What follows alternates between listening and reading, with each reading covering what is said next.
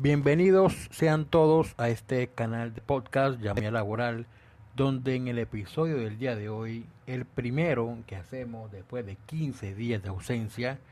estaremos tratando el tema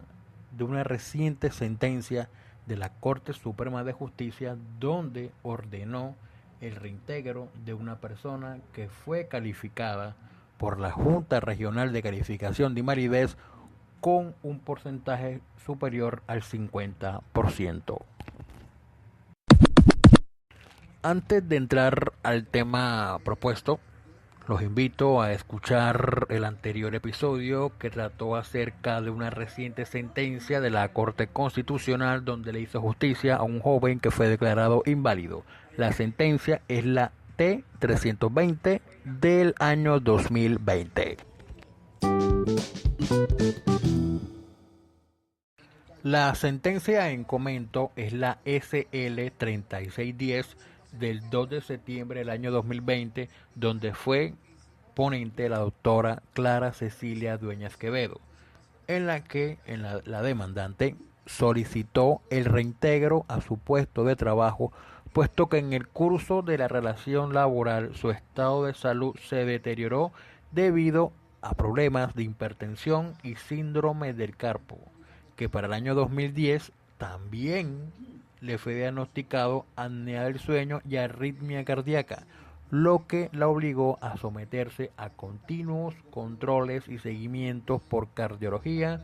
neumología y neurología, y que la apnea del sueño le ocasionaba fatigas diurnas por falta de sueño reparador, y que debido a lo anterior fue incapacitada del 6 de octubre al 21 de diciembre del año 2011, por lo que 5 días después, es decir, el 26 de diciembre del 2011, le informaron que la entidad había tomado la decisión de terminarle el contrato de trabajo bajo el pretexto de una reorganización en la sucursal bancaria, lo que aseguró ella en su demanda que nunca ocurrió porque a los pocos días contrataron a otra persona para ocupar su puesto de trabajo. Asimismo, afirmó en su escrito de demanda que tiene cerca de 52 años, o para el momento de la demanda tenía 52 años de edad, y continuaba sufriendo los embates de las enfermedades tales como depresión, que se intensificó producto del desempleo, los ataques de hiperactividad, ansiedad, agotamiento físico y mental, pérdida de la memoria a corto y largo plazo, y por último manifestó en su demanda que la Junta Regional de Calificación de Invalidez el día 27 de octubre del año 2014 le dictaminó una pérdida de capacidad laboral del 50%.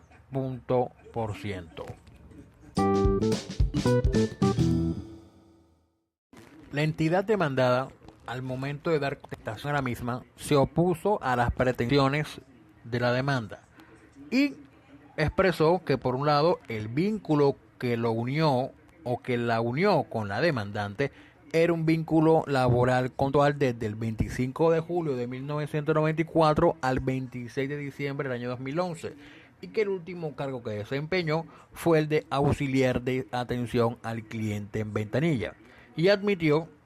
que el accionante ingresó en buen estado de salud y que fue despedida sin justa causa en razón a la reorganización y reestructuración de la sucursal para la cual laboraba, y que el 27 de octubre del año 2014 la Junta Regional de Calificación de Invalidez le dictaminó una pérdida de capacidad laboral del 50.52% estructurada el día de emisión del dictamen.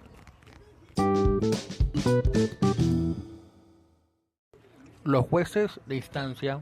resolvieron la demanda a favor de la parte accionante. Sin embargo, la entidad que fue demandada no se dio por vencido y en su debido momento y en forma oportuna interpuso el recurso extraordinario de casación, y una vez que fue concedido por el tribunal y admitido por la Corte, en su respectiva demanda manifestó que el accionante tenía en ese momento una pérdida de capacidad laboral del 50.52%, lo que significaba que se encontraba en un estado de invalidez permanente y no de una simple discapacidad. Así como que la garantía de la estabilidad laboral reforzada que habla el artículo 53 de la Constitución Nacional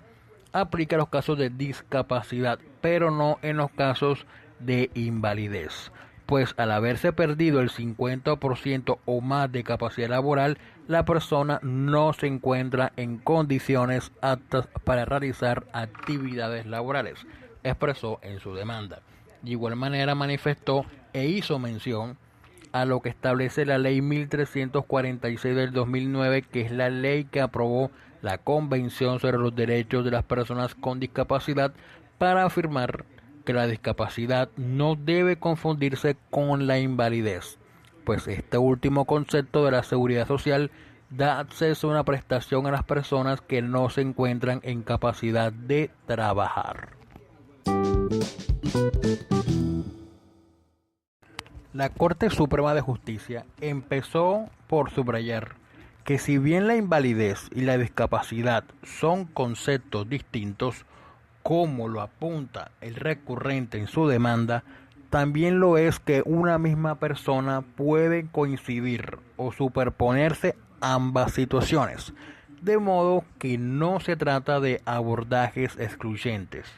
Para lo anterior, expresó que la invalidez es una noción circunscrita al sistema colombiano de la seguridad social integral, de acuerdo con los artículos 38 y 39 de la Ley 100 y el noveno de la Ley 776 del año 2002, y en lo referente a la discapacidad, manifestó que al día de hoy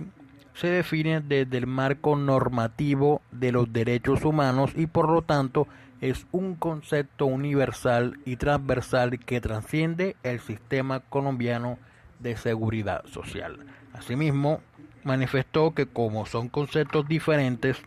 y como no son excluyentes y pueden superponerse, eso significa que en una persona puede tener un estado de invalidez y al mismo tiempo tener una discapacidad. De hecho, manifestó la Corte Suprema que es usual que las personas declaradas inválidas tengan a su vez discapacidades derivadas precisamente de esas deficiencias que les impiden integrarse en los entornos laborales. Es decir, y es bastante común que las deficiencias que provocan un estado de invalidez también contribuyan a estructurar una discapacidad en un contexto laboral específico. Asimismo, que como la mayor parte de las personas declaradas inválidas tienen discapacidades, de manera que sostener que están excluidas del mundo laboral equivale a negarles el derecho a la inclusión laboral. Asimismo, la Corte Suprema de Justicia consideró que desde el punto de vista jurídico, dando una aplicación al artículo 26 de la Ley 361 de 1997, es factible el reintegro de una persona con discapacidad, declarada a su vez inválida, pues de lo contrario implicaría negarle el derecho a obtener un trabajo productivo y remunerado, a la igualdad de oportunidades y al reconocimiento de su dignidad. De asimismo, la Corte Suprema hace un llamado a los jueces del trabajo en el sentido que deben tener el cuidado o el mayor cuidado posible de no reproducir perjuicios o prejuicios más bien sociales que lo lleven a juzgar ciertas discapacidades como incompatibles con cualquier actividad productiva. No obstante, manifestó la Corte Suprema que en realidad son superables si se suprimen o minimizan las barreras o factores que dificultan o impidan la integración laboral de estas personas en las estructuras empresariales. Ahora, hay que indicar que no es la primera vez que la Corte Suprema de Justicia hace esto. Hay un antecedente jurisprudencial bastante reciente acerca del tema y fue con la sentencia SL 5168 del 25 de enero del 2017 del doctor Gerardo Botero Zuluaga, en la que expresó lo siguiente abro comillas. Dijo la Corte en ese momento: el artículo 26 de la Ley 361 de 1997 protege a las personas en condición de discapacidad para que no puedan ser despedidas o su contrato terminado por razón de su limitación, salvo que medie la autorización del Ministerio del Trabajo. Ahora, la citada norma contiene un régimen de carácter especial que trasciende el campo del sistema de seguridad social integral, por cuanto su protección va más allá de las garantías que este régimen cubre. Por ende, su propósito no es otro que la protección de los derechos fundamentales de las personas con limitaciones, previendo para quienes la padecen en los grados de severa y profunda la asistencia y protección necesaria. Así lo contempla su artículo primero, al referirse a los principios que le inspiran y al señalar sus destinatarios, de modo que delimita el campo de su aplicación, como ya quedó dicho, a quienes padecen una invalidez significativa. Sigue diciendo la Corte en ese momento: ahora, como la aludida ley no determina los extremos que se encuentran los distintos grados de discapacidad, debe acudirse a lo que contempla el artículo séptimo del decreto 2463 del año 2001, que sí señala los citados parámetros en los términos del artículo quinto de la Ley 361 de 1997, de la siguiente manera: discapacidad moderada es aquella en la que la pérdida de capacidad laboral oscila entre el 15 y el 25%. Discapacidad severa, la que es mayor al 25% pero inferior al 50%. Y discapacidad profunda cuando el grado de invalidez supera el 50%. En consecuencia, dice la Corte en ese momento, 2017, que la prohibición que contiene el artículo 26 de la citada Ley 361, relativa a que ninguna persona con discapacidad podrá ser despedida o su contrato terminado por razón de su invalidez, salvo que medie una autorización del Ministerio del Trabajo, se refiere a las personas consideradas por esta ley como limitadas, es decir, todas aquellas que tienen un grado de invalidez superior a la limitación moderada. Por lo que dice la Corte, y es algo que me parece muy interesante, es que la Corte en ese momento dice que a mayor situación de discapacidad mayor debe ser a mayor situación de discapacidad, mayor debe ser la protección que se debe autoprodigar en todos los campos, entre ellos el campo laboral, por manera que en modo alguno la calificación de la discapacidad en el grado de profunda puede convertirse en un obstáculo para que la empresa sufra las consecuencias que determine la ley, por haber dado por terminado el contrato de trabajo del demandante a consecuencia de su discapacidad y sin autorización del Ministerio de la Protección Social. Ese fue el antecedente que sirvió de soporte para la reciente sentencia que estamos comentando, que repito, es la SL 3610 del año 2020, donde fungió como ponente la doctora Clara Cecilia Dueñas Quevedo. Debo decir que, en mi criterio, la sentencia hace justicia a la persona que fue objeto de la terminación sin justa causa. Sin embargo, debo confesar que al principio creí que se trataba de un cambio de criterio jurisprudencial, porque hasta la fecha no había leído ni escuchado nada acerca del tema donde se tocara el reintegro de una persona estando inválida, y pensé que el reintegro lo había ordenado cuando empecé a leer la sentencia, que el reintegro lo habían ordenado porque para la fecha de la terminación del contrato se encontraba incapacitada. Acuérdense que el contrato se termina el 26 de diciembre del 2011 y el 21 por ahí ella estaba incapacitada. A los 5 días después le dan la carta de terminación del contrato sin justa causa. Entonces, pensé que porque estaba incapacitada la Corte lo había ordenado el reintegro. Sin embargo, cuando empiezo a leer la sentencia y termino de leerla, me encuentro con una sorpresa bastante agradable, y fue la decisión que tomó la Corte en pos del principio de justicia. Y algo que aún más me gustó fueron los argumentos que expuso la doctora Clara Cecilia Dueñas Quevedo y que el resto de la sala permanente de la Corte Suprema apoyó para que así sucediera. Ahora, lo anterior, ¿por qué lo digo? Porque al leer que la persona que se encontraba inválida, pensé que no cabía el reintegro. Vuelvo y reitero porque no había leído que una persona inválida pidiera el reintegro. Y además, téngase en cuenta que existe una prestación económica para proteger esa clase de contingencias, como es el caso del reconocimiento y pago de una pensión de invalidez, así como algo parecido a lo que la parte demandada argumentó en el recurso de casación. Sin embargo, al leerla, vuelvo y reitero, me causó una sorpresa muy agradable por el criterio de justicia que tuvo la Corte y también porque me amplió el entendimiento. Ya la Corte Suprema lo había hecho con la SL 1360 del 2018, lo cual todavía no le hemos hecho un capítulo en este podcast, y también con la Corte Suprema, la Corte Constitucional con la SU 049 del 2017, que tampoco les hemos hecho todavía capítulos en este podcast, pero que también tratan acerca de la incapacidad, acerca de la estabilidad laboral reforzada, y que la Corte en la sentencia SU 049 del 2017 habla sobre la estabilidad ocupacional reforzada. Entonces también cabería hacerle un episodio de ambas sentencias en este canal de podcast, que toca también el tema relativo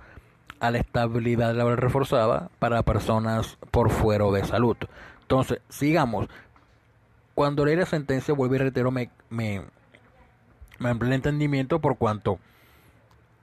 hubo un argumento que me encantó, y fue el que reiteró la Corte en esta sentencia, que expuso una sentencia del 2017, que expuso el doctor Gerardo Botero Zuluaga, en cuanto dijo que a mayor situación de discapacidad, mayor debe ser la protección que se debe prodigar en todos los campos, entre ellos el campo laboral. Y que por manera que en modo alguno la calificación de la discapacidad en el grado de profunda puede convertirse en un obstáculo para que la empresa sufra las consecuencias que determine la ley, por haber dado por terminado el contrato de trabajo de la demandante a consecuencia de su discapacidad y sin la autorización del Ministerio del Trabajo. Ese argumento que reiteró la Corte en la sentencia, que ya había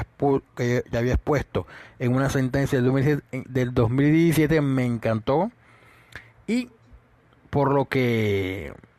resumiendo todo lo que hemos expuesto en este nuevo episodio de este canal de podcast, es que toda persona que padezca un grado de invalidez superior a limitación moderada, es decir, igual o superior al 15%, se le debe otorgar una protección de conformidad con la ley 361 de 1997. Yo creo que para los que son abogados esto no es novedad, pero para aquellos que no son abogados y que vayan a escuchar este episodio sí va a ser alguna novedad, porque no saben cuánto es el porcentaje que la